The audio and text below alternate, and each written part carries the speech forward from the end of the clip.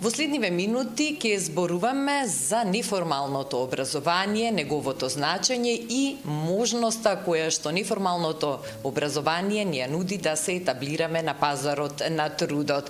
Разговорот го правам со Марина Анчевска, акредитиран и сертифициран мастер коуч и тренер по невролингвистичко програмирање. Марина, здраво. Здраво, добре дојдовте повторно кај нас во Центарот за бизнис психологија и да разговараме токму на оваа многу значајна тема, секако.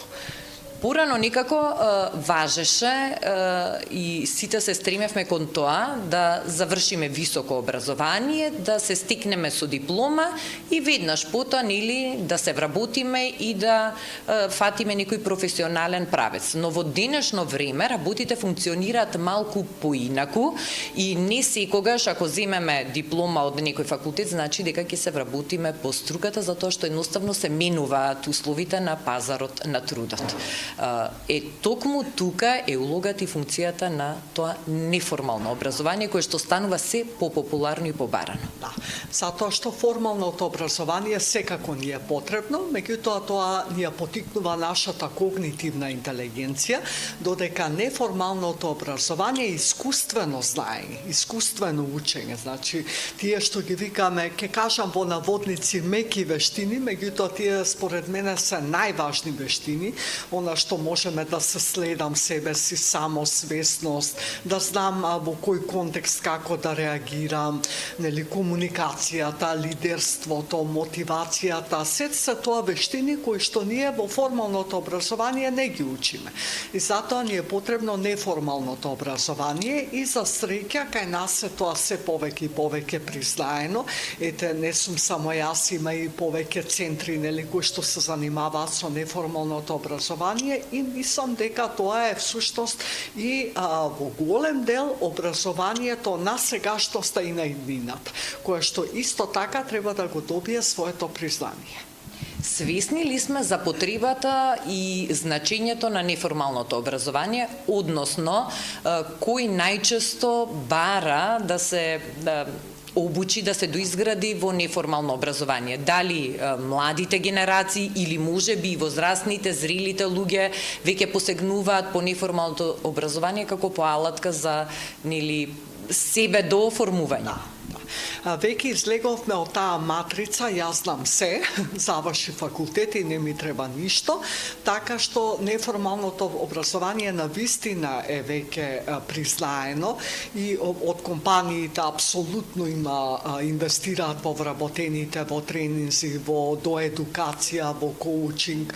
Меѓутоа не е само тоа, нели? Неформалното образование му треба на секој поединец, за себе прво, на родителите за родителството, на студентите за искуствено знаење, на вработените исто така за подобро функционирање, поголема ефикасност. Така да не е тоа нешто што одредена група на луѓе треба да го има, тоа треба да биде всушност и вклучено во формалното образование и од мали години што децата да учат како да се носат со емоциите, како да ги искажуваат емоциите, како да градат релации со нивните другарчиња, значи потикнување на други вредности е апсолутно потребно во секој сегмент од нашето живење.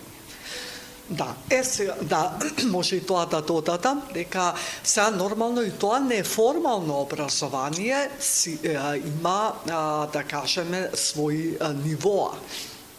И тоа треба да биде признаено, треба да биде сертифицирано, треба да биде акредитирано. Во Центарот јас имам акредитирани програми кои што се признати на светско ниво. Значи, во Македонија е првата системска коучинг едукација во Балканот која што е светски признаена. Значи, тоа е голем успех и за Центарот, и за клиентите, и за сите кои што сакаат да инвестираат во неформалното образование. Значи, тие што се занимаваат со неформално образование треба да се стремат кон доусовршување, добивање на одредени сертификати, акредитации и на тој начин сите заедно ќе го подигнеме нивото на неформалното образование. Марина, ти си некако предводник, лидер во областа на невролингвистичкото програмирање, кога за прв пат почна да се дознава во Македонија за него, па еве се случи минатата година и првата меѓународна конференција за тие системски констелации, и во таа насока што и недостига на нашата земја кога е во прашање неформалното образование.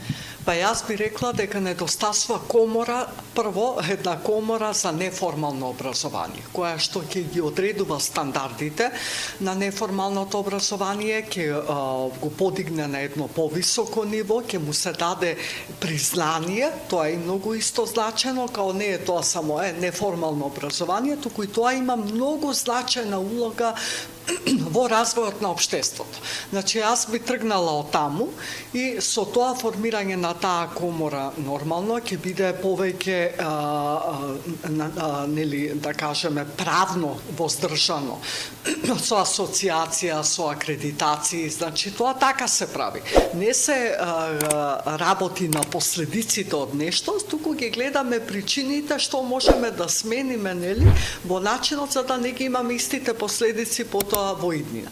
Значи би тргнало од таму. Тоа беше исто ја спомнавте и вие коучинг конференцијата. Тоа беше прва меѓународна коучинг конференција во Македонија, следи и втора и понатака, и на таа конференција исто така целта е да се даде до значење на неформалното образование. Значи се работи во тој дел.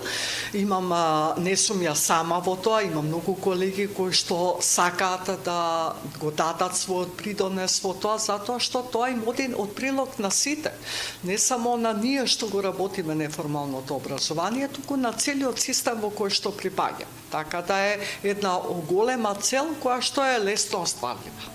Значи, поле на кој што треба да се работи, за кој што очигледно имаме потенцијал, имаме стручни луѓе, само уште треба да имаме вистинска насока и да се држиме по неа. Да, и поддршка ни треба, секако ни треба поддршка од општеството, затоа што тоа е тоа што всушност го дава признанието, меѓутоа ако е тоа убаво направено, структурирано, значи здружено со сите оние кои што работат во неформалното образование, тоа е навистина лесно остварливо и јас верувам, ја веќе го гледам тоа, дека е остварено, само треба да се направат соодветни чекори.